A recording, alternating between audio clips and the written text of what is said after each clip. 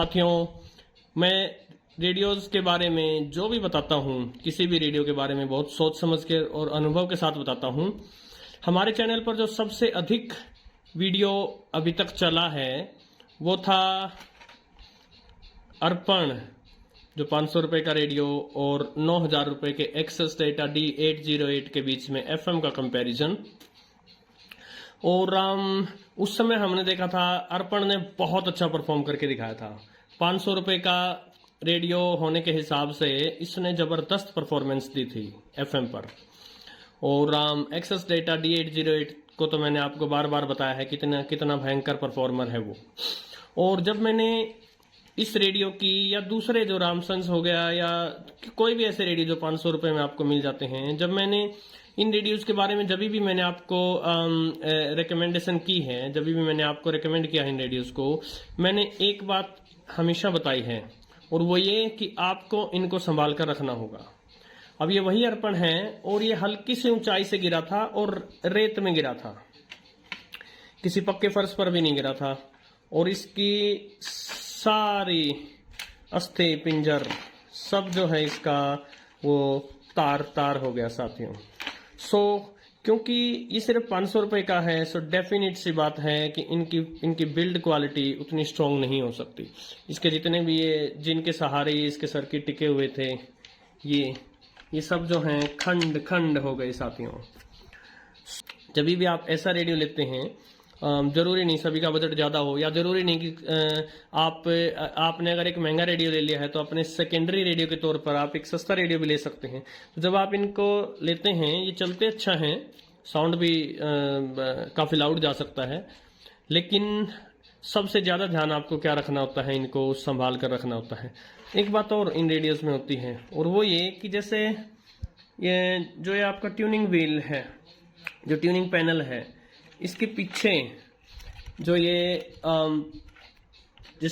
जिस छोटे से प्लास्टिक के पीस के ऊपर ये इंफॉर्मेशन लिखी रहती है सारी, वो अगर आपने ये रेडियो धूप में रख दिया, यदि ये रेडियो आपने थोड़ी सी तेज धूप में थोड़ी देर के लिए रख दिया तो ये उखड़ आता है।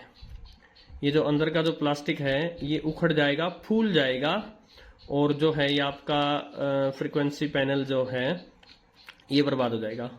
और इसके अलावा जो ऐसे रेडियोज़ का जो ये ट्यूनर होता है, ट्यूनर ये बड़ी जल्दी, क्योंकि इनमें जो भी ये ट्यूनिंग सिस्टम बनाया है ये बहुत ही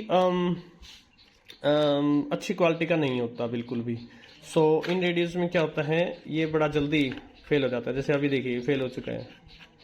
इन रेडियोज़ के बारे में एक बात और है, मैं पकाई से नहीं कह सकता, लेकिन जितना मैं अभी तक जान पाया हूँ, इन रेडियोज़ के जो अंदर के सर्किट बोर्ड वगैरह हैं उनको चाइना से इंपोर्ट करवा के और शायद इन रेडियोज़ को यहाँ भारत में असेंबल किया जाता है। बड़ा ही सरप्राइज होगा अगर ये पता चलता है कि ये पार्ट्स भारत में बने हैं। 500 रुपये में ये आपको बड़ा स्पीकर भी दे रहे हैं और इसके साथ साथ USB, SD कार्ड और ब्लूटूथ भी दे रहे हैं आपको।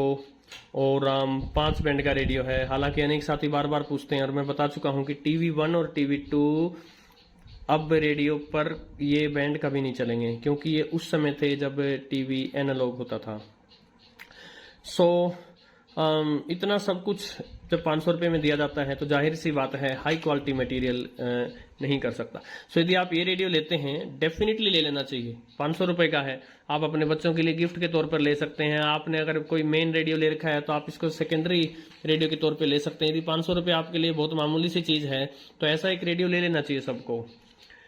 जो भी छोटे बिजनेसेस, चाहे बेशक चाइना से सामान मंगवा कर ही असेंबल किया जाता हो।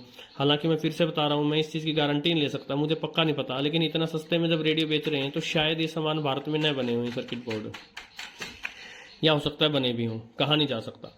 बट वटेवर जो भी है, इनकी असेंबली या इनकी डिस्ट्रीब्यूशन कुछ तो भारत में होता है। इससे भारत के जो भी रेडियो से संबंधित लोग हैं उनका रोजगार भी बढ़ेगा, थोड़ा सा रेडियो को भी बढ़ावा मिलेगा। और यदि आप ऐसे रेडियोस पर 500 रुपये स्पेंड कर सकते हैं। यदि आपके लिए कोई बहुत बड़ी बात नहीं है तो आपको कर लेना चाहिए। आपके मेन रेडियो के साथ इनको एक सेकेंडरी रेडियो के तौर पे खरीद लेना चाहिए। या आप 400-500 रुपये का गिफ्ट करने जा रहे हैं किसी को, तो एक रेडियो गिफ्ट करने का सोचिए। एक बात और कहूँगा जाते जाते कि इसका कंपैरिजन जो हुआ था एक्सेस डेटा D808 से, एक महंगे एंड पर खड़े 9,000 रुपये के रेडियो से, यदि देखिए जानबूझकर तो कोई गिरा नहीं सकता उसको, लेकिन यदि वो मेरे हाथ से गिर गया कभी ऊंचाई पर से, तो उसके साथ क्या हुआ इसका भी एक वीडियो अवश्य आएगा साथियों। वो चीन का बना हुआ है, वैसे अच्छा मटेरियल होना चाहिए, लेकिन कुछ नहीं कह सकते, हो सकता है वो भी गिरते हुए इसकी तरह खंड खंड हो जाए साथियों। सो यदि कभी वो या कोई भी जो रेडियो मैंने लिए हैं, यदि कोई भी रेडियो मेरे हाथ से गिर जाता है तो उसका क्या रहा ये मैं अवश्य बता दूंगा साथियों।